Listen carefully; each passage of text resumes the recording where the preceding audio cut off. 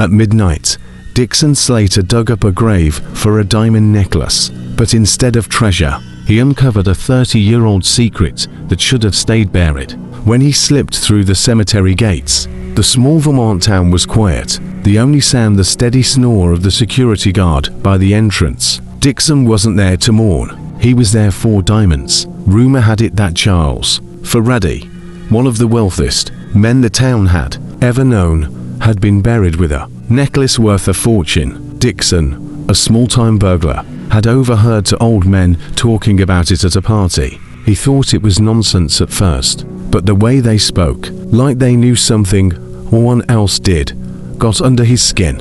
And now, shovel and axe in hand, he stood before Farady's grave. The night was darker than ink. When Dickson flicked on his flashlight to check the headstone, it died instantly. He cursed under his breath. Then, almost as if the night wanted him to continue, the moon broke through the clouds. Silver light spilled across the grave, highlighting the faded name carved into stone, Charles Farady. He smirked. He was at the right place. The grave looked abandoned.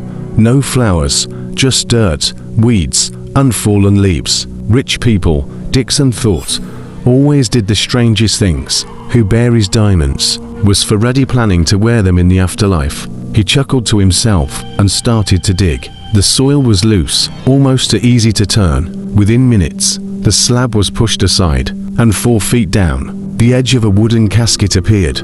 Oak, old, but strong. His heart raced. The old men hadn't been lying. Then came the sound. Footsteps. Dickson froze, his chest tightening.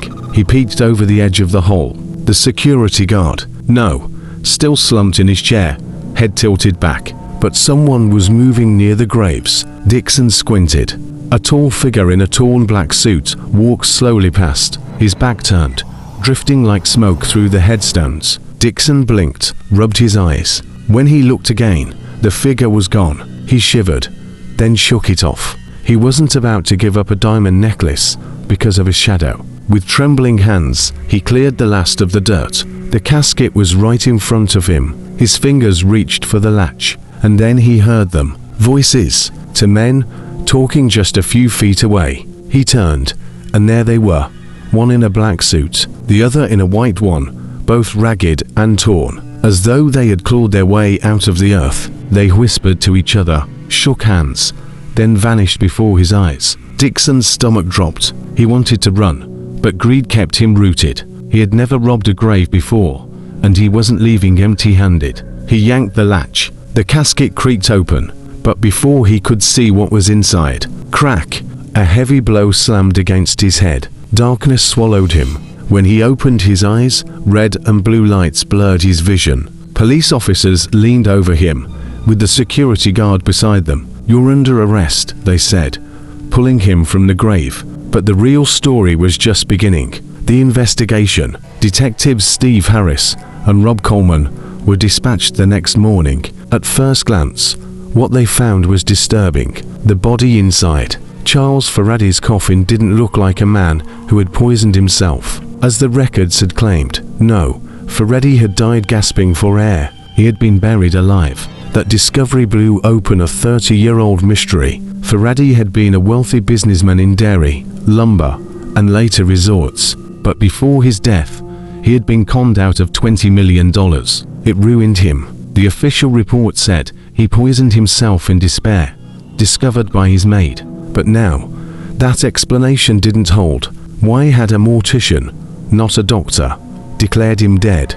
And why was his best friend, George Kelton, the one who arranged the burial? Steve and Rob dug through the old files. George had lived modestly after Farady's death, never drawing suspicion. But something was off. At the same time, Dickson, the thief, was questioned. He swore he had seen two men near the grave. When shown photos, he pointed to Charles Farady himself and the mortician who had handled the burial. Both had been dead for decades. The detectives didn't believe him at first, but something in his trembling voice made them wonder.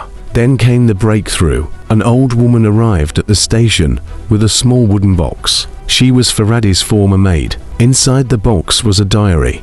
The final entry chilled everyone who read it. Farady wrote that George had convinced him to fake his death, to escape his debts and rebuild later.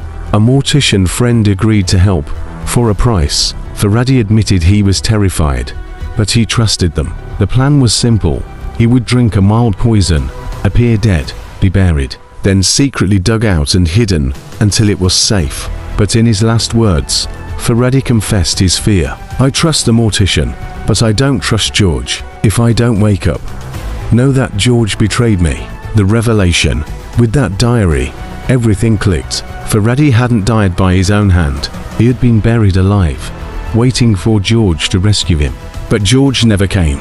He left his best friend to suffocate. The police drove to George Calton's home. As they knocked on the door, a single gunshot echoed inside. They forced their way in. George sat slumped on his couch, a revolver in his hand. Blood splattered on the wall.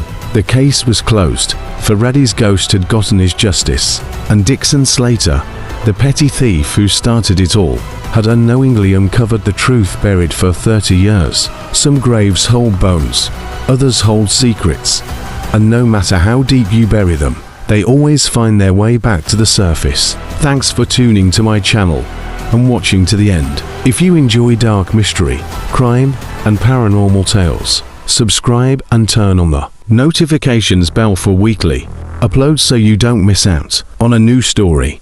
Thanks for stopping by our channel. Be the first to subscribe and hit the notification bell.